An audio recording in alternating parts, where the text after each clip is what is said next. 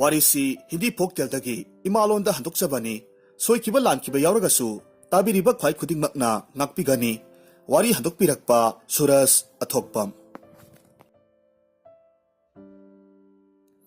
Dharmanagar kauba phungang amagi sidaida yamna lairaba lukhrabi mama masa makhoi anikhak lairammi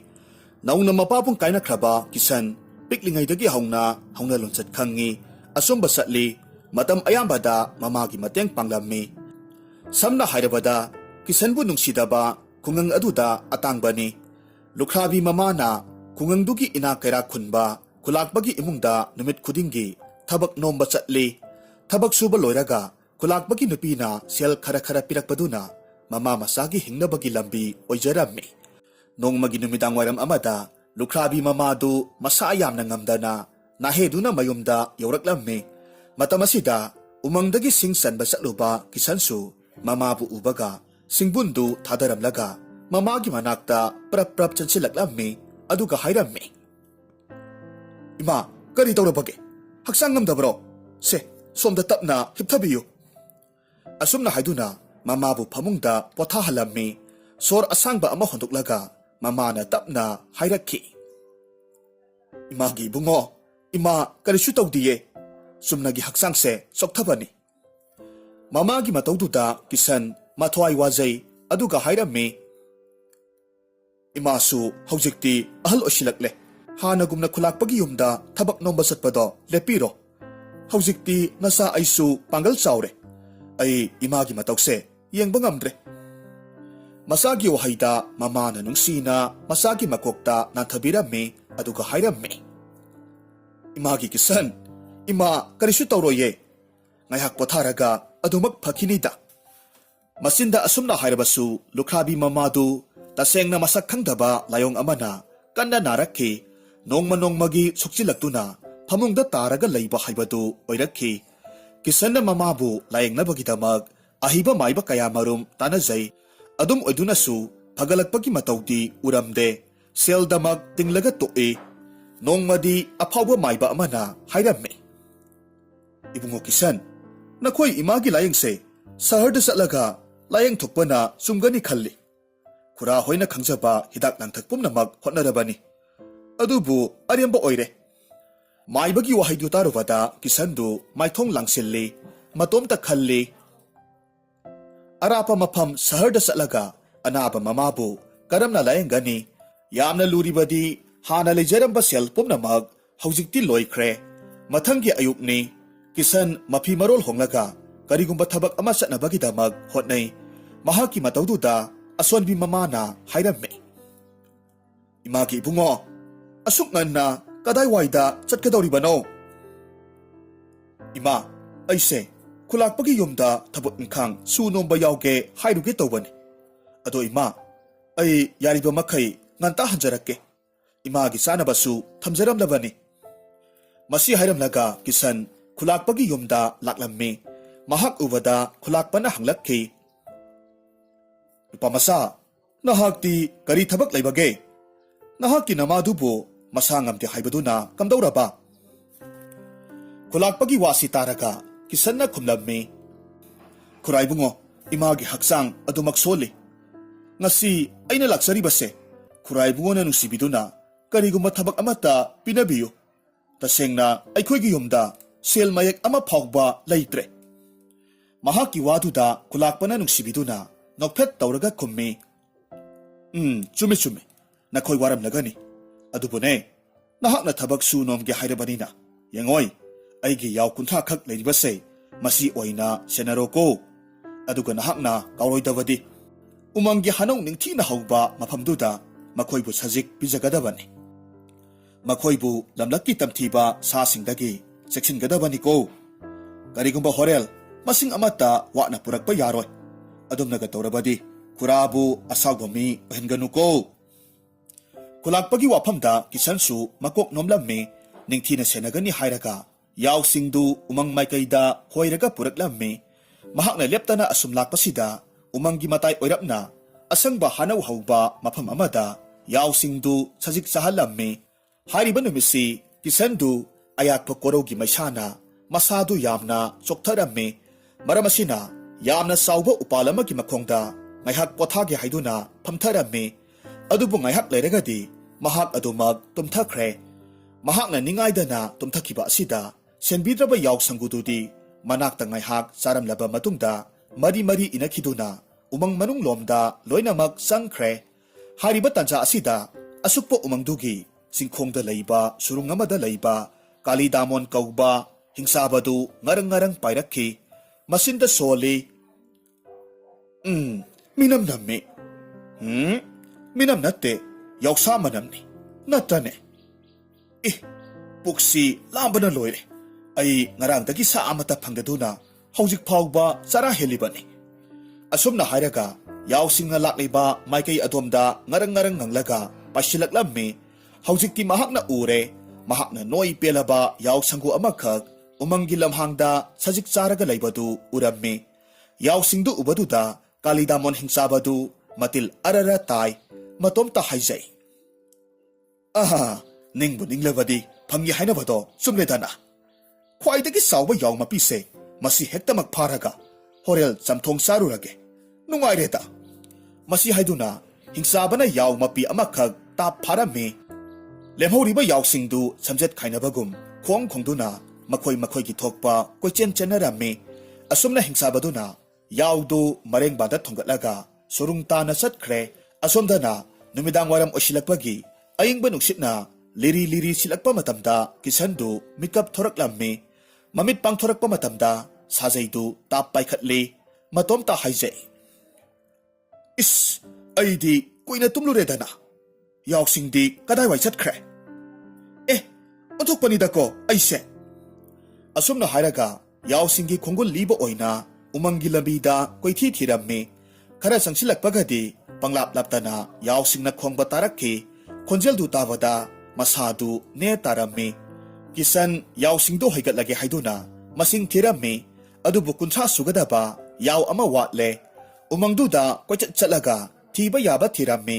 ꯇꯁꯦꯡꯅꯃꯛ ꯑꯋꯥꯠꯄ ꯌꯥꯎꯗꯨ ꯐꯪꯕ ꯀꯧꯕ ꯂꯩꯇ꯭ꯔꯦ ꯃꯇꯝ ꯊꯦꯡꯖꯤꯜꯂꯛꯂꯕ ꯑꯗꯨꯗ ꯂꯦꯝꯍꯧꯔꯤꯕ ꯌꯥꯎꯁꯤꯡꯗꯨ ꯍꯥꯟꯅ ꯊꯝꯂꯨꯔꯒꯦ ꯑꯗꯨꯒ ꯑꯋꯥꯠꯄ ꯌꯥꯎꯗꯨ ꯑꯃꯨꯛ ꯊꯤꯕ ꯂꯥꯛꯂꯒꯦ ꯍꯥꯏꯅ ꯃꯇꯣꯝꯇ ꯈꯟꯖꯔꯝꯃꯤ ꯃꯍꯥꯛꯅ ꯈꯨꯂꯥꯛꯄꯒꯤ ꯃꯌꯨꯝ ꯍꯦꯛ ꯌꯧꯕꯒꯗꯤ ꯌꯥꯎ ꯑꯃ ꯃꯥꯡꯈꯤꯕꯒꯤ ꯋꯥꯔꯤꯗꯨ ꯇꯝꯂꯝꯃꯤ ꯌꯥꯎ ꯃꯥꯡꯈ꯭ꯔꯦ ꯍꯥꯏꯕ ꯋꯥꯐꯝꯗꯨ ꯇꯥꯔꯨꯕꯗ ꯈꯨꯂꯥꯛꯄꯗꯨ ꯁꯥꯎꯔꯞꯅ ꯍꯥꯏꯔꯝꯃꯤ ꯍꯥꯏ ꯀꯤꯁꯟ ꯑꯩꯅ ꯍꯥꯟꯅꯁꯨ ꯍꯥꯏꯈꯤꯕꯗꯨꯅꯤ ꯑꯩꯒꯤ ꯌꯥꯎ ꯑꯃꯠꯇ ꯋꯥꯠꯄ ꯌꯥꯔꯣꯏ ꯅꯍꯥꯛꯅ ꯁꯤꯡꯕ ꯇꯥꯕꯅꯤ ꯋꯥꯐꯝꯁꯤꯗ ꯅꯍꯥꯛ ꯀꯔꯤ ꯍꯥꯏꯅꯤꯡꯉꯤ ꯈꯨꯂꯥꯛꯄꯒꯤ ꯋꯥꯗ ꯀꯤꯁꯟꯅ ꯈꯨꯝꯂꯛꯈꯤ ꯈꯨꯔꯥꯏꯕꯨꯡꯉꯣ ꯑꯃꯨꯛꯇ ꯇꯞꯊꯕꯤꯈꯣ ꯑꯋꯥꯠꯄ ꯌꯥꯎꯗꯣ ꯑꯩ ꯐꯪꯅꯅꯕ ꯁꯣꯏꯗꯅꯃꯛ ꯊꯤꯖꯔꯛꯀꯦ ꯃꯤꯠꯀꯨꯞ ꯈꯔꯇꯗꯤ ꯉꯥꯏꯕꯤꯔꯝꯃꯨ ꯀꯤꯁꯟꯒꯤ ꯅꯨꯡꯁꯤꯕ ꯃꯋꯥꯍꯩ ꯑꯗꯨꯗ ꯈꯨꯂꯥꯛꯄꯅ ꯇꯞꯅ ꯃꯈꯥ ꯇꯥꯔꯛꯈꯤ ꯐꯔꯦ ꯐꯔꯦ ꯅꯍꯥꯛꯅ ꯐꯪꯅꯅꯕ ꯊꯤꯔꯨꯔꯒꯦ ꯍꯥꯏꯕꯅꯤꯅ ꯑꯩꯁꯨ ꯌꯥꯔꯦ ꯄꯟꯊꯔꯒꯅꯨ ꯅꯨꯃꯤꯠ ꯇꯥꯗꯧꯔꯕꯅꯤ ꯀꯤꯁꯟꯗꯨ ꯃꯆꯤꯟꯗ ꯑꯗꯨꯝꯅ ꯐꯪꯅꯅꯕ ꯊꯤꯔꯨꯈꯤꯒꯦ ꯍꯥꯏꯕꯒꯤ ꯋꯥꯅꯤ ꯃꯁꯥꯗꯗꯤ ꯊꯥꯖꯕ ꯃꯥꯡꯕ ꯍꯥꯏꯕꯗꯨꯒꯤ ꯁꯛꯐꯝꯅꯤ ꯃꯍꯥꯛ ꯌꯥꯝꯅ ꯊꯨꯅ ꯉꯁꯥꯏꯒꯤ ꯎꯃꯪꯂꯣꯝꯗꯨꯗ ꯂꯥꯛꯂꯝꯃꯤ ꯌꯥꯎꯗꯨꯕꯨ ꯀꯣꯏꯊꯤ ꯊꯤꯔꯝꯃꯤ ꯐꯝꯃꯟꯗ꯭ꯔꯕ ꯑꯗꯨꯗ ꯎꯄꯥꯜ ꯑꯃꯒꯤ ꯃꯈꯥꯗ ꯐꯝꯊꯔꯒ ꯃꯃꯤꯠꯇꯒꯤ ꯃꯄꯤ ꯁꯤꯟꯊꯔꯝꯃꯤ ꯑꯃꯨꯛꯁꯨ ꯈꯜꯂꯤ ꯀꯔꯤꯒꯨꯝꯕ ꯌꯥꯎꯁꯤ ꯐꯪꯗ꯭ꯔꯕꯗꯤ ꯑꯩꯅ ꯀꯝꯗꯧꯅ ꯈꯨꯂꯥꯛꯄꯒꯤ ꯌꯥꯎꯁꯤ ꯁꯤꯡꯗꯧꯔꯤꯕꯅꯣ ꯑꯃꯔꯣꯝꯗ ꯃꯌꯨꯝꯗ ꯃꯃꯥ ꯑꯅꯥꯕꯅ ꯅꯥꯍꯦꯔꯒ ꯇꯨꯝꯍꯧꯔꯤꯕꯗꯨ ꯅꯤꯡꯁꯤꯡꯂꯛꯈꯤ ꯑꯁꯨꯝꯅ ꯃꯍꯥꯛ ꯁꯨꯠ ꯁꯨꯠ ꯀꯞꯂꯝꯃꯤ ꯃꯍꯥꯛꯅ ꯁꯨꯠ ꯁꯨꯠ ꯀꯞꯄꯒꯤ ꯃꯇꯧꯗꯨꯗ ꯉꯁꯥꯏꯗꯒꯤ ꯎꯄꯥꯜꯗꯨꯒꯤ ꯃꯊꯛꯇ ꯃꯀꯣꯜ ꯁꯥꯔꯒ ꯂꯩꯕ ꯃꯤꯔꯣꯜ ꯊꯣꯛꯄ ꯀ꯭ꯋꯥꯛꯁꯤꯡꯒꯤ ꯅꯤꯡꯊꯧ ꯀ꯭ꯋꯥꯛ ꯄꯤꯇꯝꯕꯔꯅ ꯇꯥꯔꯝꯃꯤ ꯃꯍꯥꯛꯅ ꯀꯤꯁꯟꯒꯤ ꯃꯇꯧꯗꯨ ꯌꯦꯡꯕ ꯉꯝꯗ꯭ꯔꯗꯨꯅ ꯄꯥꯏꯊꯔꯛꯂꯒ ꯍꯥꯏꯔꯛꯈꯤ ꯃꯔꯨꯞ ꯅꯍꯥꯛꯅ ꯀꯔꯤꯒꯤꯅꯣ ꯀꯞꯂꯤꯕꯗꯤ ꯅꯍꯥꯛꯀꯤ ꯀꯔꯤ ꯑꯋꯥꯕ ꯂꯩꯔꯕꯒꯦ ꯑꯩꯉꯣꯟꯗ ꯍꯥꯏꯌꯨ ꯑꯩꯁꯦ ꯀ꯭ꯋꯥꯛ ꯄꯤꯇꯝꯕꯔꯅꯤ ꯀ꯭ꯋꯥꯛꯀꯤ ꯋꯥꯍꯩꯗꯨ ꯇꯥꯔꯨꯕꯗ ꯀꯤꯁꯟꯗꯨ ꯉꯛꯄꯅ ꯈꯝ ꯊꯦꯡꯂꯝꯃꯤ ꯑꯗꯨꯒ ꯍꯥꯏꯔꯛꯈꯤ ꯍꯦ ꯃꯤꯔꯣꯜ ꯉꯥꯡꯕ ꯀ꯭ꯋꯥꯛ ꯅꯍꯥꯛꯅ ꯑꯩꯕꯨ ꯃꯔꯨꯞ ꯍꯥꯏꯅ ꯀꯧꯔꯕꯅꯤꯅ ꯑꯩꯁꯨ ꯉꯁꯤꯗꯒꯤꯗꯤ ꯃꯔꯨꯞ ꯀ꯭ꯋꯥꯛ ꯀꯧꯖꯔꯒꯦ ꯇꯥꯕꯤꯌꯨ ꯑꯩꯒꯤ ꯑꯋꯥꯕ ꯋꯥꯔꯤꯁꯦ ꯏꯃꯥ ꯑꯅꯥꯕꯒꯤꯗꯃꯛ ꯍꯤꯗꯥꯛ ꯂꯩꯅꯅꯕ ꯁꯦꯜ ꯂꯩꯇꯕꯅ ꯈꯨꯂꯥꯛꯄꯒꯤ ꯌꯥꯎ ꯑꯩꯅ ꯁꯦꯟꯖꯕꯅꯤ ꯑꯩꯒꯤ ꯂꯥꯏꯕꯛ ꯑꯁꯤꯅ ꯉꯁꯥꯏ ꯃꯐꯝꯁꯤꯗ ꯌꯥꯎ ꯁꯦꯜꯂꯤꯉꯩꯗ ꯆꯦꯛꯁꯤꯟꯍꯧꯗꯕꯗꯒꯤ ꯌꯥꯎ ꯑꯃ ꯋꯥꯠꯂꯦꯗꯣ ꯍꯧꯖꯤꯛꯀꯤ ꯆꯔꯥ ꯂꯩꯇ꯭ꯔꯤꯕ ꯑꯩꯅ ꯀꯔꯝꯅ ꯌꯥꯎ ꯁꯤꯡꯗꯧꯔꯤꯕꯅꯣ ꯃꯁꯤ ꯍꯥꯏꯔꯒ ꯃꯃꯤꯠꯇꯒꯤ ꯃꯄꯤ ꯆꯤꯟꯊꯔꯛꯂꯝꯃꯤ ꯃꯍꯥꯛꯀꯤ ꯑꯋꯥꯕ ꯋꯥꯔꯤꯗꯨ ꯇꯥꯔꯨꯔꯒ ꯀ꯭ꯋꯥꯛꯅ ꯃꯈꯥ ꯇꯥꯔꯛꯈꯤ ꯑꯣ, ꯑꯗꯨꯒꯤ ꯑꯣꯏꯔꯕꯗꯤ ꯑꯩꯅ ꯉꯁꯥꯏ ꯑꯇꯤꯌꯥ ꯃꯊꯛꯇ ꯄꯥꯏꯔꯤꯉꯩꯗ ꯆꯤꯡꯌꯥꯒꯤ ꯁꯨꯔꯨꯡꯗ ꯂꯩꯕ ꯍꯤꯡꯁꯥꯕ ꯀꯥꯂꯤꯗꯥꯃꯣꯟꯅ ꯌꯥꯎ ꯑꯃꯈꯛ ꯐꯥꯔꯒ ꯄꯨꯁꯤꯟꯈꯤꯕꯗꯣ ꯑꯩꯅ ꯎꯍꯧꯋꯤ꯫ ꯋꯥꯐꯝꯗꯨ ꯇꯥꯔꯨꯕꯗ ꯀꯤꯁꯟꯗꯨ ꯁ꯭ꯋꯥꯏ ꯂꯥꯎꯏ ꯑꯗꯨꯒ ꯍꯥꯏꯔꯛꯈꯤ, ꯃꯔꯨꯞ, ꯑꯗꯨꯗꯤ ꯀꯔꯝꯅ ꯌꯥꯎꯗꯨ ꯀꯟꯒꯗꯧꯔꯤꯕꯅꯣ? ꯍꯥꯏꯔꯤꯕ ꯁꯨꯔꯨꯡꯗꯨꯗꯤ ꯑꯩꯗꯤ ꯑꯃꯨꯛꯇꯁꯨ ꯎꯈꯤꯗ꯭ꯔꯤ꯫ ꯃꯔꯨꯞ, ꯁꯨꯔꯨꯡꯗꯨꯕꯨꯗꯤ ꯑꯩ ꯈꯪꯉꯤ, ꯑꯗꯨꯕꯨ ꯑꯩꯗꯤ ꯑꯄꯤꯛꯄ ꯎꯆꯦꯛ ꯑꯣꯏꯕꯅꯤꯅ ꯍꯤꯡꯁꯥꯕꯗꯨꯒ ꯑꯩꯒ ꯃꯥꯌꯣꯛꯅꯕꯗꯤ ꯉꯝꯂꯣꯏꯗꯣ꯫ ꯃꯔꯝ ꯑꯁꯤꯅ ꯅꯍꯥꯛꯅ ꯄꯥꯝꯕꯩ ꯑꯃ ꯁꯤꯖꯤꯟꯅꯔꯒ ꯍꯤꯡꯁꯥꯕꯗꯒꯤ ꯌꯥꯎꯗꯣ ꯂꯧꯕꯤꯔꯣ꯫ ꯃꯁꯤ ꯍꯥꯏꯅꯗꯨꯅ ꯀ꯭ꯋꯥꯛꯅ ꯂꯝꯖꯤꯡꯂꯒ ꯀꯤꯁꯟ ꯑꯃꯁꯨꯡ ꯀ꯭ꯋꯥꯛ ꯁꯨꯔꯨꯡ ꯇꯝꯅ ꯌꯧꯁꯤꯜꯂꯛꯂꯝꯃꯤ꯫ ꯀ꯭ꯋꯥꯛꯅ ꯁꯨꯔꯨꯡꯗꯨꯒꯤ ꯑꯀꯣꯏꯕꯗ ꯂꯩꯍꯧꯔꯦ꯫ ꯀꯤꯁꯟꯅ ꯊꯧꯅꯥ ꯐꯅ ꯍꯤꯡꯁꯥꯕꯒꯤ ꯁꯨꯔꯨꯡ ꯃꯅꯨꯡꯗ ꯆꯪꯁꯤꯜꯂꯛꯂꯝꯃꯤ꯫ ꯁꯨꯔꯨꯡꯗꯨ ꯃꯄꯥꯜꯗ ꯄꯤꯛꯅ ꯎꯔꯕꯁꯨ ꯃꯅꯨꯡꯗ ꯀꯣꯅꯨꯡ ꯑꯃꯒꯨꯝꯅ ꯑꯗꯨꯛꯀꯤ ꯃꯇꯤꯛ ꯆꯥꯎꯔꯝꯃꯤ꯫ ꯐꯅ ꯁꯥꯡꯅ ꯆꯪꯁꯤꯜꯂꯛꯂꯕ ꯃꯇꯨꯡꯗ ꯍꯤꯡꯁꯥꯕꯗꯨꯅ ꯌꯥꯎ ꯐꯨꯠꯅꯅꯕ ꯃꯩ ꯍꯧꯒꯠꯅꯕ ꯍꯣꯠꯅꯕꯗꯨ ꯎꯔꯝꯃꯤ꯫ ꯂꯣꯏꯅꯅ ꯌꯥꯎ ꯑꯗꯨꯕꯨꯁꯨ ꯃꯅꯥꯛꯇ ꯀꯨꯜꯂꯒ ꯂꯩꯕꯁꯨ ꯎꯔꯝꯃꯤ꯫ ꯀꯤꯁꯟꯅ ꯀꯥꯂꯤꯗꯥꯃꯣꯟ ꯍꯤꯡꯁꯥꯕꯗꯨꯗ ꯊꯧꯅꯥ ꯂꯩꯅ ꯍꯥꯏꯔꯝꯃꯤ, ꯑꯀꯟꯕ ꯄꯨꯝꯅꯃꯛꯇꯒꯤ ꯑꯀꯟꯕ ꯍꯦ ꯀꯥꯂꯤꯗꯥꯃꯣꯟ, ꯅꯍꯥꯛꯅ ꯑꯩꯒꯤ ꯃꯄꯨ ꯏꯕꯨꯡꯉꯣꯒꯤ ꯌꯥꯎ ꯑꯃ ꯐꯥꯖꯤꯜꯂꯒ ꯊꯝꯕꯤꯔꯤꯕꯗꯣ ꯑꯩꯒꯤ ꯑꯋꯥꯕꯁꯦ ꯎꯕꯤꯗꯨꯅ ꯑꯃꯨꯛꯇ ꯄꯤꯅꯕꯤꯌꯨ꯫ ꯇꯥꯏꯕꯪ ꯃꯤ ꯑꯃꯅ ꯏꯊꯥ ꯊꯥꯖꯗꯅ ꯂꯥꯛꯄ ꯑꯗꯨꯒ ꯋꯥ ꯈꯔ ꯍꯥꯏꯔꯛꯄ ꯑꯗꯨꯗ ꯍꯤꯡꯁꯥꯕꯗꯨꯗꯤ ꯌꯥꯝꯅ ꯅꯣꯛꯅꯤꯡꯂꯝꯃꯤ ꯑꯗꯨꯒ ꯍꯥꯏꯔꯛꯈꯤ, ꯍꯦ ꯇꯥꯏꯕꯪ ꯃꯤ, ꯅꯍꯥꯛꯅ ꯑꯩꯁꯤ ꯍꯤꯡꯁꯥꯕꯅꯤ ꯈꯪꯅ ꯈꯪꯅ ꯅꯈꯣꯡꯅ ꯊꯣꯡꯅ ꯂꯥꯛꯂꯤꯕꯅꯤꯅꯦ꯫ ꯀꯅꯥꯒꯨꯝꯕ ꯑꯇꯣꯞꯄ ꯑꯣꯏꯔꯝꯂꯕꯗꯤ ꯉꯁꯥꯏꯅ ꯅꯉꯛ ꯊꯦꯛꯂꯒ ꯏ ꯆꯨꯞꯄ ꯌꯥꯔꯕꯅꯤ꯫ ꯑꯗꯨꯕꯨ ꯅꯍꯥꯛꯀꯤ ꯍꯧꯅ ꯂꯣꯟꯆꯠ ꯈꯪꯕ ꯋꯥꯍꯩ ꯋꯥꯇꯥꯗꯨꯅ ꯑꯩꯅ ꯅꯍꯥꯛꯄꯨ ꯑꯋꯥꯕꯗꯤ ꯄꯤꯅꯤꯡꯗ꯭ꯔꯦ꯫ ꯃꯔꯝ ꯑꯁꯤꯅ ꯍꯧꯖꯤꯛꯃꯛ ꯁꯨꯔꯨꯡꯁꯦ ꯊꯥꯗꯣꯛꯂꯒ ꯆꯠꯈ꯭ꯔꯣ꯫ ꯑꯩ ꯌꯥꯎꯁꯤ ꯐꯨꯠꯂꯒ ꯆꯥꯒꯗꯧꯔꯤꯕꯅꯤ꯫ ꯅꯠꯇꯦ, ꯑꯀꯟꯕ, ꯃꯗꯨ ꯇꯧꯕꯤꯒꯅꯨ꯫ ꯀꯔꯤꯒꯨꯝꯕ ꯅꯍꯥꯛꯅ ꯆꯥꯗꯕ ꯌꯥꯗꯦ ꯍꯥꯏꯔꯒꯅ ꯌꯥꯎꯒꯤ ꯃꯍꯨꯠꯇ ꯑꯩꯕꯨ ꯆꯥꯕꯤꯌꯨ꯫ ꯌꯥꯎ ꯑꯁꯤꯗꯤ ꯃꯄꯨꯗ ꯍꯥꯟꯅ ꯁꯤꯟꯅꯖꯈꯤꯒꯦ꯫ ꯀꯤꯁꯟꯒꯤ ꯋꯥ ꯑꯗꯨꯗ ꯍꯤꯡꯁꯥꯕꯅ ꯈꯨꯝꯃꯤ ꯃꯗꯨꯗꯤ ꯅꯆꯤꯟ ꯊꯤꯕꯗ ꯃꯄꯥ ꯂꯩꯇ꯭ꯔꯕ ꯃꯤꯑꯣꯏꯕ ꯅꯈꯣꯏꯕꯨ ꯑꯩꯅ ꯀꯔꯝꯅ ꯊꯥꯖꯗꯧꯔꯤꯕꯅꯣ? ꯃꯗꯨ ꯑꯩ ꯌꯥꯕ ꯉꯝꯂꯣꯏ ꯍꯥꯏꯔꯝꯃꯤ꯫ ꯌꯥꯔꯔꯣꯏ ꯈꯪꯂꯕ ꯀꯤꯁꯟꯅ ꯑꯔꯣꯏꯕ ꯑꯣꯏꯅ ꯍꯥꯏꯔꯛꯈꯤ,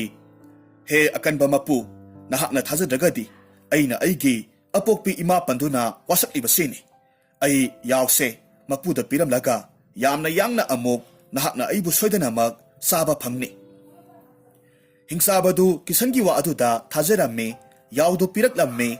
ꯀꯤꯁꯟꯅ ꯌꯥꯎꯗꯨ ꯄꯨꯔꯒ ꯂꯥꯛꯂꯝꯃꯤ꯫ ꯈꯨꯂꯥꯛꯄꯗ ꯁꯤꯟꯅꯔꯝꯃꯤ꯫ ꯃꯍꯥꯛꯀꯤ ꯑꯆꯨꯝꯕ ꯆꯠꯄ ꯃꯇꯧꯗꯨꯗ ꯈꯨꯂꯥꯛꯄꯅ ꯄꯦꯜꯂꯗꯨꯅ ꯍꯋꯥꯏ ꯆꯦꯡꯋꯥꯏ ꯈꯔꯒ ꯂꯣꯏꯅꯅ ꯁꯦꯜ ꯃꯌꯣꯝ ꯑꯃꯒ ꯄꯤꯔꯛꯂꯝꯃꯤ꯫ ꯀꯤꯁꯟ ꯌꯥꯝꯅ ꯊꯨꯅ ꯃꯌꯨꯝꯗ ꯂꯥꯛꯂꯝꯃꯤ꯫ ꯈꯨꯂꯥꯛꯄꯅ ꯄꯤꯔꯛꯄ ꯁꯦꯜꯁꯤꯡꯗꯨ ꯄꯨꯔꯒ ꯃꯃꯥꯗ ꯍꯥꯏꯔꯝꯃꯤ, ꯏꯃꯥ, ꯉꯁꯤꯗꯤ ꯅꯆꯥ ꯑꯩ ꯋꯥ ꯑꯃꯠꯇ ꯍꯥꯏꯖꯒꯦ꯫ ꯑꯩꯁꯦ ꯏꯃꯥꯒꯤ ꯍꯤꯗꯥꯛ ꯂꯩꯕꯗ ꯃꯇꯦꯡ ꯑꯣꯏꯅꯕ ꯈꯨꯡꯒꯪꯁꯤ ꯊꯥꯗꯣꯛꯂꯒ ꯑꯇꯣꯞꯄ ꯈꯨꯡꯒꯪꯗ ꯅꯣꯡꯃ ꯅꯤꯅꯤꯗꯪ ꯁꯦꯜ ꯇꯥꯟꯕ ꯆꯠꯂꯨꯈꯤꯒꯦ꯫ ꯀꯤꯁꯟꯒꯤ ꯋꯥ ꯑꯗꯨꯗ ꯂꯨꯈ꯭ꯔꯥꯕꯤ ꯃꯃꯥꯅ ꯅꯨꯡꯁꯤꯅ ꯍꯥꯏꯔꯛꯈꯤ, ꯏꯃꯥꯒꯤ ꯏꯕꯨꯡꯉꯣ, ꯍꯧꯖꯤꯛꯇꯤ ꯏꯃꯥꯒꯤ ꯍꯛꯆꯥꯡꯁꯨ ꯈꯔ ꯐꯒꯠꯂꯦ꯫ ꯍꯌꯦꯡ ꯍꯪꯆꯤꯠꯇꯤ ꯁꯨꯕ ꯅꯣꯝꯕ ꯉꯝꯂꯒꯅꯤ ꯈꯜꯂꯤ꯫ ꯏꯆꯥꯅ ꯆꯠꯈ꯭ꯔꯕꯗꯤ ꯑꯩꯗꯤ ꯀꯅꯥ ꯌꯦꯡꯗꯅ ꯂꯩꯍꯧꯒꯗꯧꯔꯤꯕꯅꯣ? ꯅꯍꯥꯛꯇꯤ ꯏꯃꯥꯒꯤ ꯐꯤꯖꯤꯒꯤ ꯃꯅꯤꯅꯦ꯫ ꯃꯁꯤ ꯍꯥꯏꯔꯒ ꯃꯃꯥꯗꯨ ꯍꯤꯛꯅ ꯍꯤꯛꯅ ꯀꯞꯂꯝꯃꯤ꯫ ꯀꯤꯁꯟꯁꯨ ꯀꯞꯄꯤ꯫ ꯀꯞꯂꯤꯕ ꯄꯤꯔꯥꯡꯗꯨꯒꯤ ꯋꯥꯍꯟꯊꯣꯛꯇꯤ ꯃꯥꯟꯅꯔꯝꯗꯦ꯫ ꯀꯤꯁꯟꯅ ꯃꯄꯣꯛꯁꯤꯃꯒꯤ ꯃꯃꯥꯕꯨ ꯀꯥꯏꯅꯔꯒꯅꯤ ꯈꯟꯅ ꯀꯞꯄꯤ꯫ ꯃꯃꯥꯅ ꯃꯆꯥ ꯆꯠꯀꯅꯤ ꯍꯥꯏꯕꯒꯤ ꯀꯞꯄꯤ꯫ ꯉꯥꯏꯍꯥꯛ ꯀꯞꯃꯤꯟꯅꯔꯕ ꯃꯇꯨꯡꯗ ꯃꯃꯥ ꯋꯥꯈꯜ ꯈꯟꯊꯔꯒ ꯇꯞꯅ ꯍꯥꯏꯔꯛꯈꯤ, ꯐꯔꯦ, ꯏꯆꯥꯅ ꯌꯥꯗ꯭ꯔꯕꯅꯤꯅ ꯅꯍꯥꯛ ꯆꯠꯂꯨꯔꯣ꯫ ꯌꯥꯏꯐꯕꯇ ꯑꯣꯏꯌꯨꯀꯣ, ꯏꯃꯥꯒꯤ ꯏꯕꯨꯡꯉꯣ꯫ ꯀꯤꯁꯟ ꯃꯃꯥꯒꯤ ꯌꯥꯊꯪ ꯐꯪꯂꯕꯗ ꯎꯃꯪ ꯇꯝꯅ ꯆꯠꯂꯝꯃꯤ꯫ ꯃꯍꯥꯛꯀꯤ ꯃꯇꯧ ꯑꯗꯨꯗ ꯀ꯭ꯋꯥꯛꯅ ꯎꯇꯣꯜꯗꯒꯤ ꯂꯥꯎꯔꯛꯈꯤ, ꯃꯔꯨꯞ, ꯅꯍꯥꯛ ꯎꯃꯪꯗ ꯑꯃꯨꯛ ꯂꯥꯛꯂꯤꯕꯁꯤꯅ ꯀꯔꯤꯒꯤꯅꯣ? ꯌꯥꯎꯗꯨꯗꯤ ꯐꯪꯈ꯭ꯔꯕ ꯅꯠꯇ꯭ꯔꯥ? ꯀ꯭ꯋꯥꯛꯀꯤ ꯋꯥ ꯑꯗꯨꯗ ꯀꯤꯁꯟꯅ ꯍꯧꯈꯤꯕ ꯋꯥꯔꯤꯁꯤꯡꯗꯨ ꯀ꯭ꯋꯥꯛꯇ ꯂꯤꯔꯒ ꯇꯥꯍꯜꯂꯝꯃꯤ꯫ ꯍꯥꯏꯅꯈꯤꯕ ꯋꯥꯐꯝꯗꯨ ꯉꯥꯛꯅꯕꯒꯤꯗꯃꯛ ꯍꯤꯡꯁꯥꯕꯒꯤ ꯃꯅꯥꯛꯇ ꯂꯥꯛꯂꯤꯕꯅꯤ ꯍꯥꯏꯔꯝꯃꯤ꯫ ꯀꯤꯁꯟꯒꯤ ꯑꯆꯨꯝꯕ ꯆꯠꯄ ꯍꯥꯏꯅꯈꯤꯕ ꯋꯥ ꯉꯥꯛꯄ ꯋꯥꯍꯩ ꯇꯥꯔꯨꯔꯒ ꯀ꯭ꯋꯥꯛꯅ ꯍꯥꯏꯔꯛꯈꯤ, ꯃꯔꯨꯞ, ꯍꯥꯏꯅꯈꯤꯕ ꯋꯥ ꯉꯥꯛꯄ ꯍꯥꯏꯕꯁꯤꯗꯤ ꯌꯥꯝꯅ ꯆꯨꯝꯃꯤ꯫ ꯇꯧꯕꯇꯕꯨ ꯌꯥꯎ ꯑꯃꯒꯤꯗꯃꯛ ꯂꯧꯁꯤꯡ ꯂꯩꯕ ꯃꯤꯑꯣꯏꯕ ꯅꯍꯥꯛꯅ ꯊꯋꯥꯏꯅ ꯄꯣꯟꯊꯥ ꯄꯤꯕꯗꯤ ꯑꯄꯪꯕꯒꯤ ꯃꯇꯧꯅꯤ꯫ ꯅꯍꯥꯛ ꯍꯤꯡꯁꯥꯕꯒꯤ ꯃꯅꯥꯛꯇ ꯆꯠꯂꯨꯔꯒꯅꯨ꯫ ꯑꯩꯁꯨ ꯅꯍꯥꯛꯄꯨ ꯌꯥꯝꯅ ꯅꯨꯡꯁꯤ꯫ ꯑꯩꯈꯣꯏꯅꯤ ꯃꯇꯝ ꯆꯨꯞꯄꯗ ꯃꯔꯨꯞ ꯑꯣꯏꯈꯤꯁꯤ꯫ ꯀꯤꯁꯟꯅ ꯀ꯭ꯋꯥꯛ ꯑꯗꯨꯗ ꯍꯥꯏꯔꯝꯃꯤ ꯃꯗꯨꯗꯤ Marup ki wado thengman khre ai imabu palaga wasak lamle kwak tu kisan bu khamba ngamdre mathwai nungai tana yenglaga surung gi thongjinda yenglaga lehaurammi kisan na surung manungda sangchilaklaga hingsaba kalidamonda mahak lakle hairammi saram naraba hingsabaduna kisan bu ubamaktada makhau pongna hairakki taibang mi khudingmak machin thiba oidabana oiba saba masagi oijabata yengi adubu kisan nahakti achumba satli haibase khangle masigumba nahaki achumba chatpa taibang haksang do pena saraga aigi ningba thunglage masi haina hingsabagi sauraba makhutna kisanbu machet thokna segairamme aduga sathokre somdana kwak pitambarna surungi mapalda mathwai nungaitana kaplamme mamai thangda wafam amakhak ningsinglakhi mahakna angang oiringai matamda mahakki mapana libikiba wari amakhak ningsinglakhi madudi himaloi singsangda kalimnagar kauba mafamda gyan prakash kauba lainingba amakhak lei hariba lainingba asiba saru polangbu thawai hapa ngammi haiki maramasina khutakta kwaktu surungtamna pasilaklammi mahakki laibak phabana matam asidadi hingsabadu kisanbu saraba matung nungaina tumlaga leirammi khutakta kwakna kisan ki saru polang singdu khaw amada hapchilammi lainingba gyan prakash ki manak tamna pairakki phana kuina pairaklaba matungda kalimnagar yoduna gyan prakash ki mamangda thunglarammi gyan prakash mamit usilaga leiba urammi kwakna lainingbagi makhongda turaga kaplaga hairakki he pina haiba loksingi mangalgi masak oiba oza ibungo nanai awaba ipause amukta tabiyo kwakna wangang batarubada gyan prakash mamit pangthoraklaga hairammi kari apamba leibage he taibang mirol khangba kwak pitambara asomna thokiba thodok kwak aduna liraba matungda kisan ki saru polang singtu puthoraklammi mahakki marup ki thawaibu kanbiyo hairammi kwak ki wafamduda lainingbana hairakki madudi mahakti chumnatagi thawai hapnaba lairol khangbatani tasengna thawai hapnaba side aidudi himaloi singdolda leiba pavitra turel ki mapalda hauba sideyai pambidugi manadu heklaga mahi sumlaga taigadabani hairammi hairiba pambi asigi maong matau pomnamak khanglaba matungda kwak pitambarana himaloi singdol tamna paikre aduga pavitra turel torbandagi sideyai pambidu phuklaba matungda lainingba ahalduda sinarammi lainingba ahalduna kisan ki saru polangdu mafam sana thamlaga laiwa laisol solammi aduga sideyai pambigi manabu mahi sumlaga saru polang singduda khiklammi angakpagi matongni saru polang singdudagi ikhang khanghodana kisan tumluba mi amagumna phuk haugalakki mahak matomta ingakngakna kwaktuda hairammi marup thokiba thotoksing asibu ai wakhal tadre aina ningsingba haibabu hingsaba kalidamona aibu makhutna pairaga mayada namsinki madugi matungda ai karimata ningsingdre kwakna nungsina hairammi marup pumnamakse natawna haibanatte mangda lepliba magul leiraba oza ahalsina nahakpu amuk hanna pokpibani makhoi anina ngaihak wari watai saringaida lainingba ahalna hairammi ibungo kisan nahaki asumba chatpa nataw aduda ipa pungpen pele nahakna karigumba asumba chatpa mi oiramdrabadi aigi laisolse mahi yaloi kwak amasung kisandu chensilaklammi lainingba ahalgi makhong kolaga khurumlammi makhoibu makokta nanthabiraba matungda lainingbana makha tarakki ibungo kisan dharma nagargi umangda lairiba kalidamon hariba hingsabase yamna phattaba hingsabani mahakna maram moiraga umangda lairiba sa useksingse nongmagi mayeng tasilakle maramasimakna mahaki mathwai kisan nahakna lauraga ahingba thawai khudingmakki thawai kallu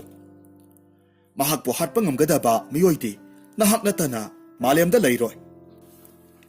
lainingbagi wa aduda kisanna yamna ngakna hairammi oza ibungo adok sauba tamthiba hingsabadubu nasaga karamna lanthingna dauribano ibungo madugi damak warugano aina piriba yaisen balirung tense pukho nahakna lausing toraga hatkadabani asumna wari wakhum pumnamak lainingbaduna kwak amasung kisanda taklamme amasung umang yaukhinaba asamba lambisu taklammi. Makhoi anina yamna thuna hingsabana leiriba surungdu yaurabada kwakna surung manungda pasilaklammi. Kisanna lirung ten cheksinna pairaga matungda inarammi. Surung manungda kwak ubaduda hingsabana noklaga hairammi. Karino aigi dawsibo sa tanba satke haina hotnaringaida ahawbu usik ama makhongna thongna laklene. Hingsabana kwaktu koitan tanaringai kisanna lona lumlaga hingsabagi mananggalda tena tharamme. Tena palabada hingsabadu ngaihak law khongamlaba matungda khudakta siramme. Hingsaba hatlaba matungda kisan amasung kwaktu lainingba ahalgi manakta laklamme. Lainingba ahalna kisan ke haukiba wari pumnamak khanglaba aduda khaw mayom macha amakhak puthораklaga pirakhi aduga hairamme. Isa ibungo kisan aina piriba khawse nayom yauraga yengo. Nakhoi ani ipabu kaina yathang piroko. Ipasu laigi thaugal matam yaure. Nakhoi yauroko. Asumna nungsina hairamme. Kisan amasung kwak lainingba ahaldubu kurumlamlaba matungda mayom maikai panglakhi. Mayom hek yaubagadi kisan mamabu koithi thiramme. Itha thajadana masagi khonjal tabada mamadu maninglomdagi chenthораklamme. Masabu kolaga kaplamme. Mahaki haukiba thaudoksing amata sithadana kisanna mamada tamlamme. Wari loisilakpada kisanna lainingbana pirakpa khawdu mamagi mamangda hangduklamme. Angakpagi matongni khawdu hek hangdukpagadi masing yamlaba sanagi selyek yauramme. Mataw adumna lairaraba mama masadu selge awat apa yaudana nunga yaipana pankhi.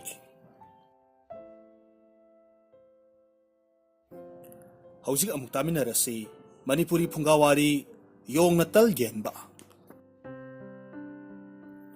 Thaina mamangayda mi yamna tadaba apikpa khungang ama leirame. Matamdu sanga singbo MIOIBA na luna sana nungsina tauringay giwani. Kul aduda masamasu kanamata lejadaba hanuba hanubi matay manaw makoy anikhak leirame. Hanuba hanubi anidu chaning batasa chaning batased maral yamna leiba naha oiringayda sujanomzaba yamna kalakpa matay manaw ni. Makoyna naha oiringayda singdamanda satuna singyanba patakumduna nga phaba hanubana langphai tuphay satuna hanubina manamasing ensang napi thaduna law kumduna panglakpa sel mayam aduna tungsinjaba kanjaba naha oirakpana wata padaba nungayay phana panba khunmi singi marakta makoy anisu amani. Makoygi salyam singdu maribop wagi utong kaktuna haplaga masing langamdana sagay mathakta pareng sana lenglaga thamme. Makoy ani ahal oire. Makoy matay manausi wata padaba oidunasu awatpa amadi adumak leiramme. Makoy ani ki mamita masa ama phawba uba phanglamde. Yomgi ahal oiba hanubagi sebadi hanubina adumak tauramme. Makoy ani di watabanina ayamba matamda khuldugi larizaba suba namzawadi kanjaba kayana ahal anidagi mateng kaya niramme. Makoy nasu adumak ngamjaba mateng pangbiramme.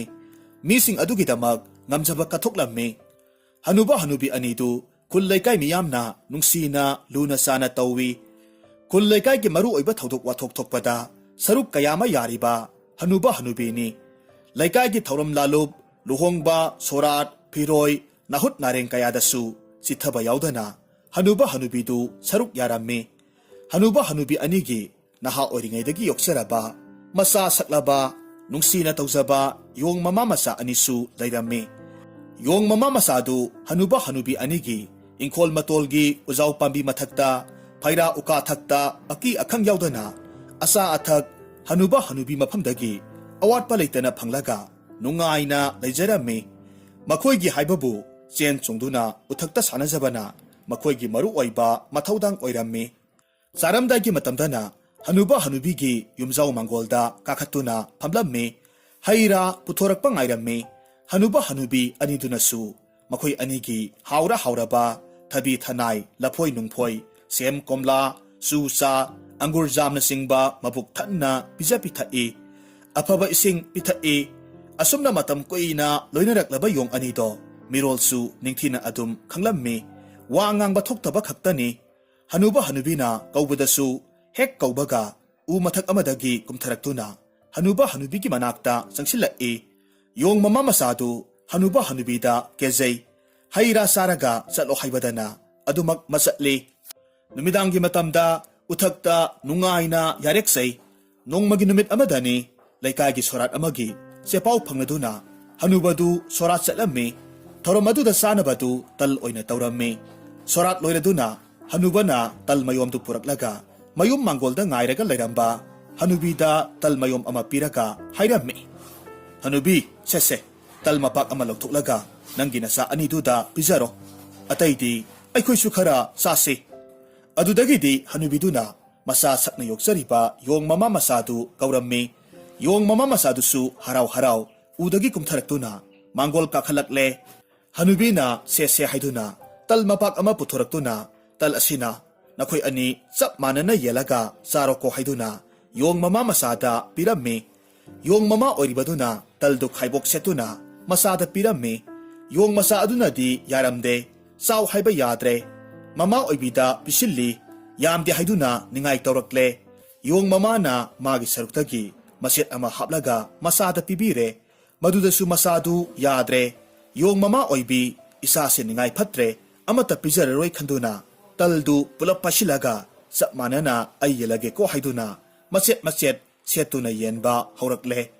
ahenba saruk sidi nangna henkre sidi aina amuk hele haiduna ahenba saruk singdudagi asum asum amadagi amuksa mamaidadi talmapak aduma maset ama phauba lemhaudre madu ubada yong masadu karisu hainingai letaduna kablakle yong mamana masabo yenglaga hairakhi adunidana nahakna tomta saningbadagi ipu ibena saminno pisabataldu imana loinamak chathokledo isadi saningba henwedagi lektuna tokledo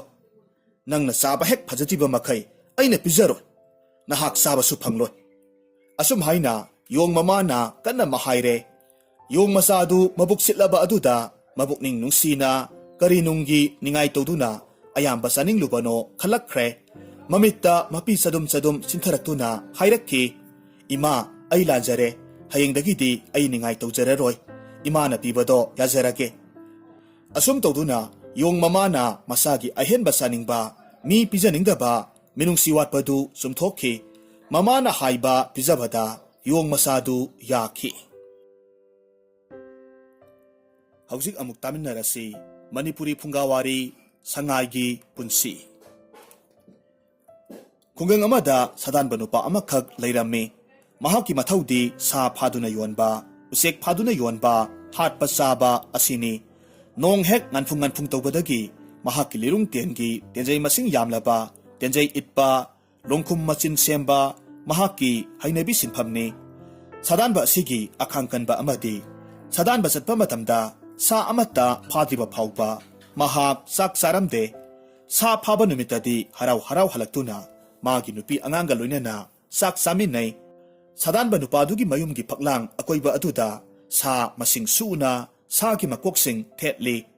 madu numit khudingi yengjaraga mahaki penjaba haibadu oirammi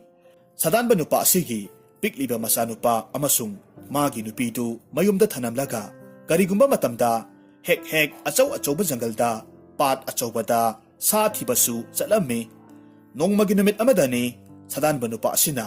ayuk anganbada saurba singjau kakhatuna sa thibada thiba phanglaktabadagi ngaihak pothakhi haiduna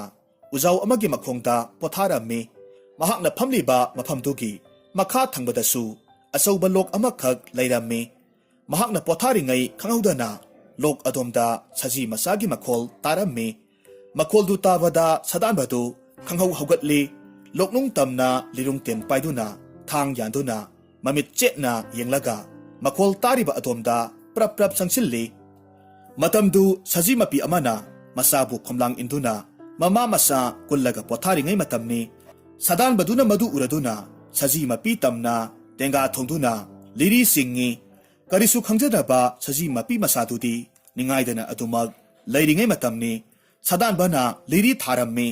soifadraba tenjai aduna thumna saji mapi aduda yunglammi potharaga lairamba saji mapi masadu isasa selasi hairakpadani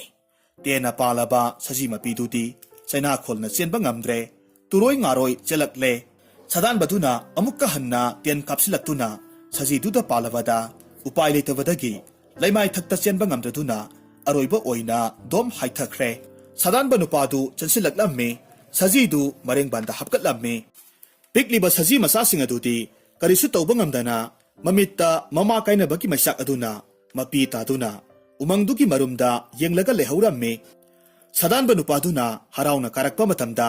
sajidu mama masana khanglasanu haiduna mama masa kauduna sumangda dom launa thadai pikliba wakalon sudriba sahi manga taruk tangariba masanupadu thoraktuna sajidugi mayanglendu lalaka hairakki baba nangna pharakliba sajise yamna phajai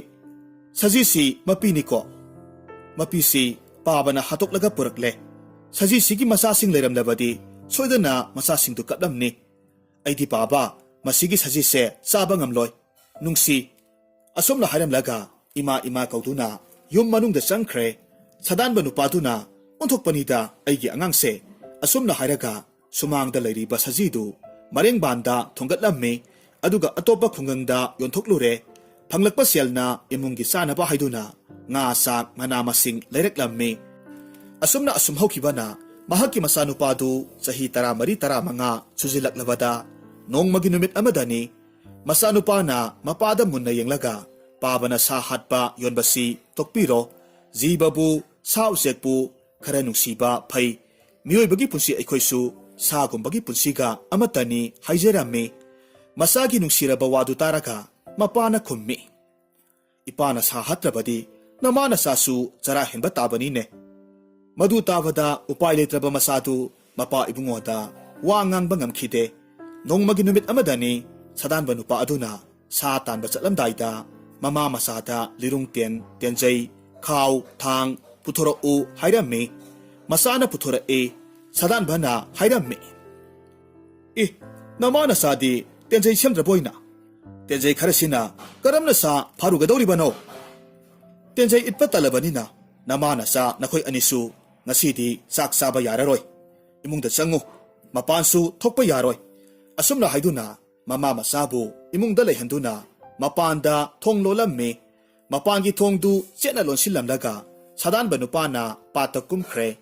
sauraba singnang chabun napi tingkhang tumbau kayana marol naina leiriba maphamne ising mayaidana napi singpi tasilaktuna phumthi hautidagi leibak kansilaklaba maphamne maphamsida maru oina leiriba sadi saji sangaini sangai yamna phajaba malemda atangba phangnadaba sani sadanba nupa asina mahakna sa usek yonba chatpa matamda sangai pubira o haibagi damak sangai phadaba yadi haiduna sangai thiba haurakle sadanbana sangai thirakpada phangdaduna ngaihak phamlaga potharaga leirammi sangai migi manil yamna khangba asingba sani nakal amaromdana sangai mapa mama anina masasingbu isingda irujabinaba putharaklamme matamaduda mitkup nahum amata manghandraba hai singlaba sadanba nupa asina liri thaduna kaplammi matamasida tenjaigi mapa takhraba saji amomgi mabukta chapchana tenjaina thumna palammi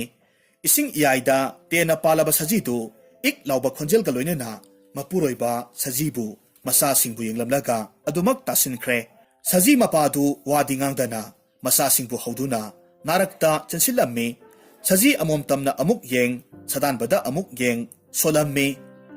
he mioiba nahakse sangai aina taibangi lol thoklamlabadi nakhoina aikhoibu nungsibiramgadabani sangai aikhoisu taibang mioiba nakhoigumna nupi angang isa laina palibani sangai aikhoina tasengna landaba tarabadi nupa nahaksu aina ngasi aigi nupi kainabagumna nangsu nangi nupi nasa kainaba phanguko asumna haiduna mapi chadum tarammi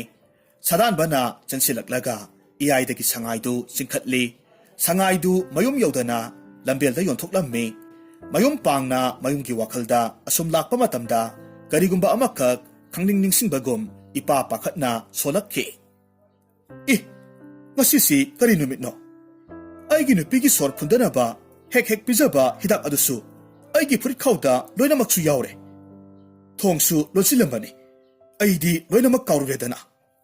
asumna haiduna magi nupibu kauduna chelaklammi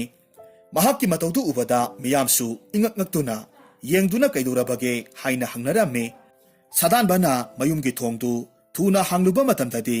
ꯃꯃꯥ ꯃꯆꯥ ꯑꯅꯤꯗꯨ ꯁꯥ ꯑꯁꯤꯕꯅ ꯄꯗ꯭ꯔꯥꯛ ꯂꯥꯎꯅ ꯇꯥꯕꯒꯨꯝ ꯇꯥꯔꯒ ꯂꯩꯔꯝꯃꯤ꯫ ꯆꯦꯟꯁꯤꯜꯂꯒ ꯌꯦꯡꯂꯨꯕ ꯀꯥꯟꯗꯗꯤ ꯃꯃꯥ ꯃꯆꯥꯗꯨ ꯊꯋꯥꯏ ꯌꯥꯎꯔꯝꯗ꯭ꯔꯦ꯫ ꯁꯥꯗꯥꯟꯕꯅ ꯍꯟꯅ ꯃꯃꯥ ꯃꯆꯥꯕꯨ ꯀꯧꯔꯒ ꯀꯞꯂꯝꯃꯤ꯫ ꯏꯄꯥꯒꯤ ꯏꯕꯨꯡꯉꯣ ꯅꯨꯡꯁꯤꯕ, ꯏꯆꯥꯗꯤ ꯌꯥꯝꯅ ꯍꯥꯏꯖꯕꯅꯤ꯫ ꯄꯥꯕ ꯁꯥ ꯍꯥꯠꯄ ꯇꯣꯛꯂꯣ, ꯁꯥꯒꯤ ꯄꯥꯞ ꯁꯣꯏꯗꯅꯃꯛ ꯐꯪꯒꯅꯤ꯫ ꯁꯥꯒꯤ ꯄꯥꯞ ꯐꯪꯂꯦ ꯏꯄꯥ꯫ ꯀꯔꯤꯁꯨ ꯈꯪꯗ꯭ꯔꯕ ꯑꯩꯒꯤ ꯅꯨꯡꯁꯤꯔꯕꯤ ꯅꯨꯄꯤ, ꯑꯩꯒꯤ ꯏꯆꯥꯗꯤ ꯀꯔꯤꯁꯨ ꯂꯥꯟꯖꯗꯕꯅꯤ꯫ ꯅꯈꯣꯏ ꯑꯩꯕꯨ ꯊꯥꯗꯣꯛꯂꯕꯣꯏ꯫ ꯉꯁꯤ ꯑꯁꯤꯗꯒꯤ ꯑꯩ ꯁꯥ ꯍꯥꯠꯂꯔꯣꯏ, ꯑꯩ ꯁꯥ ꯆꯥꯈ꯭ꯔꯔꯣꯏ꯫ ꯑꯁꯤ ꯍꯥꯏꯗꯨꯅ ꯃꯥꯒꯤ ꯅꯨꯄꯤ ꯃꯥꯒꯤ ꯃꯆꯥꯒꯤ ꯊꯋꯥꯏ ꯄꯦꯟꯅꯅꯕ ꯍꯥꯏꯗꯨꯅ ꯊꯥꯡ ꯇꯦꯟ ꯄꯨꯝꯅꯃꯛ ꯊꯨꯗꯦꯛꯂꯦ, ꯌꯥꯟꯊꯠꯂꯦ꯫ ꯁꯥꯗꯥꯟꯕꯒꯤ ꯃꯌꯨꯝ ꯑꯗꯨꯁꯨ ꯃꯃꯥ ꯃꯆꯥ ꯂꯩꯇ꯭ꯔꯕꯗꯤ ꯀꯩꯗꯧꯔꯨꯅꯤ ꯍꯥꯏꯗꯨꯅ ꯌꯨꯝꯊꯣꯟꯄꯣꯛ ꯑꯗꯨ ꯃꯩ ꯇꯨꯝꯅ ꯊꯥꯗꯣꯛꯂꯝꯃꯤ꯫ ꯃꯩꯒꯤ ꯃꯩꯔꯤꯅ ꯋꯥꯡꯅ ꯅꯣꯡꯗꯣꯟ ꯂꯩꯆꯤꯜ ꯇꯝꯅ ꯆꯥꯈꯠꯂꯛꯂꯕꯗ ꯁꯥꯗꯥꯟꯕ ꯅꯨꯄꯥ ꯑꯗꯨꯅ ꯁꯉꯥꯏꯅ ꯂꯩꯕ ꯄꯥꯠ ꯑꯗꯣꯝꯗ ꯑꯣꯜꯂꯒ ꯅꯈꯣꯏ ꯂꯝꯂꯛꯀꯤ ꯁꯥ ꯎꯆꯦꯛ ꯄꯨꯝꯅꯃꯛ ꯑꯃꯨꯛ ꯍꯟꯅ ꯉꯁꯤꯗꯒꯤ ꯐꯥꯔꯔꯣꯏꯗꯕꯅꯤ꯫ ꯅꯈꯣꯏꯕꯨ ꯑꯩꯅ ꯍꯥꯠꯄꯗꯤ ꯅꯔꯨꯞ ꯅꯄꯤꯖꯥ ꯅꯄꯥꯡ ꯅꯆꯥꯅꯁꯨ ꯀꯥꯏꯅꯕꯒꯨꯝ ꯑꯩꯁꯨ ꯉꯁꯤꯗꯤ ꯀꯥꯏꯅꯕ ꯐꯪꯂꯦ꯫ ꯅꯨꯄꯤ ꯏꯆꯥ ꯀꯥꯏꯅꯕꯒꯤ ꯑꯋꯥꯕ ꯃꯩꯁꯥꯛ ꯀꯔꯤꯅꯣ ꯍꯥꯏꯕꯗꯣ ꯈꯪꯂꯦ꯫ ꯑꯁꯨꯝꯅ ꯍꯥꯏꯗꯨꯅ ꯀꯞꯇꯨꯅ ꯂꯥꯎ ꯈꯣꯡꯂꯝꯃꯤ꯫ ꯑꯋꯥ ꯃꯩꯁꯥꯛ ꯈꯪꯉꯝꯗ꯭ꯔꯕ ꯁꯥꯗꯥꯟꯕꯗꯨ ꯍꯟꯖꯤꯟꯐꯝ ꯈꯪꯗ ꯄꯟꯊꯨꯡ ꯂꯩꯇ ꯑꯇꯣꯟꯕ ꯖꯤꯕꯕꯨ ꯅꯨꯡꯁꯤꯔꯨꯗꯕꯗꯒꯤ ꯉꯥꯎꯆꯠꯅꯅ ꯑꯗꯨꯃꯛ ꯆꯠꯈ꯭ꯔꯦ꯫